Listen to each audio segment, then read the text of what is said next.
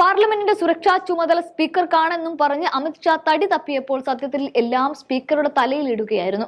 കാരണം ബി.ജെ.പി. ഭരണം അവസാന ഘട്ടത്തിലേക്ക് നീങ്ങുമ്പോൾ ഈ സുരക്ഷാ വീഴ്ച ആഗോള ശ്രദ്ധ തന്നെ പിടിച്ചുപറ്റുകയായിരുന്നു. ഇത് രാജ്യത്തിന്റെ സുരക്ഷ എങ്ങനെ ബി.ജെ.പി. കൈകളിൽ ഏൽപ്പിക്കുമെന്ന ചിന്തയിലേക്ക് വരെ ജനങ്ങളെ കൊണ്ടെത്തിച്ചു. കാരണം എല്ലാ സുരക്ഷാ സന്നാഹങ്ങളോടെയും ജനപ്രതിനിധികൾ മാത്രമുള്ളിടത്തേക്ക് ബി.ജെ.പിയുടെ പാസിൽ തന്നെ അക്രമികൾ അകത്ത് കടന്നു എന്നുള്ളതൊക്കെ വലിയ വാർത്തയും സുരക്ഷാ ഉദ്യോഗസ്ഥരെയൊക്കെ എന്തിന് എന്നുള്ള തരത്തിലേക്ക് ചോദ്യവും ബി.ജെ.പിക്ക് മുന്നിലേക്ക് തിരിഞ്ഞു.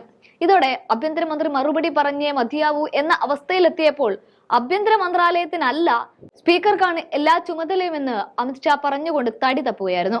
പക്ഷെ അതിനു പിന്നാലെ ഇത് പ്രതിഷേധിക്കാനായി കോൺഗ്രസ് ഇറങ്ങിത്തിരിക്കുമെന്ന് മുൻകൂട്ടി കണ്ടുകൊണ്ട് സൃഷ്ടിച്ച ബി.ജെ.പിയുടെ തന്നെ തലയിൽ തന്നെ ഉദിച്ച ഒരു വിചിത്ര തന്ത്രമാണോ എന്നുകൂടി ആലോചിക്കേണ്ടതുണ്ട്. കാരണം എടുപിടിയായിട്ട് പ്രതിപക്ഷത്തെ പുറത്താക്കുകയായിരുന്നു. അതും ഒന്നും രണ്ടും പേരെയല്ല, പകരം 140 മുകളിലേക്കാണ് കടന്നു കുതിച്ചത്. അങ്ങനെ വരുമ്പോൾ പല ബില്ലുകളും കൈയടികളോടെ ചോദ്യങ്ങളും ഉത്തരങ്ങളും ഒന്നുമില്ലാതെ പാസാക്കാലോ. അതായത് പ്രതിഷേധങ്ങളെയും വിയോജിപ്പിനെയും ശത്രുപരമായി മാത്രമാണ് ബി.ജെ.പി. ഭരണം കാണുന്നത്.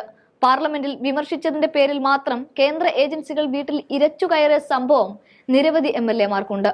അയോഗ്യതയെ നേരിട്ടവരുണ്ട്. സസ്പെൻഷനെ നേരിട്ടവർ നിരവധിയാണ്. 2015 25 MP-മാരും 2019 49 പേരും 2020 8 പേർ 2021 12 പേർ എന്ന കണക്കാണ് 2023 സർവർ റെക്കോർഡുകൾ ഭേദിച്ച് 140 മുകളിലേക്ക് കുതിച്ചു കടന്നത്. ഡിസംബർ 14 14 പേരെയും ഡിസംബർ 18 78 പേരെയും ഡിസംബർ 19 49 പേരെയും സസ്പെൻഡ് ചെയ്തു.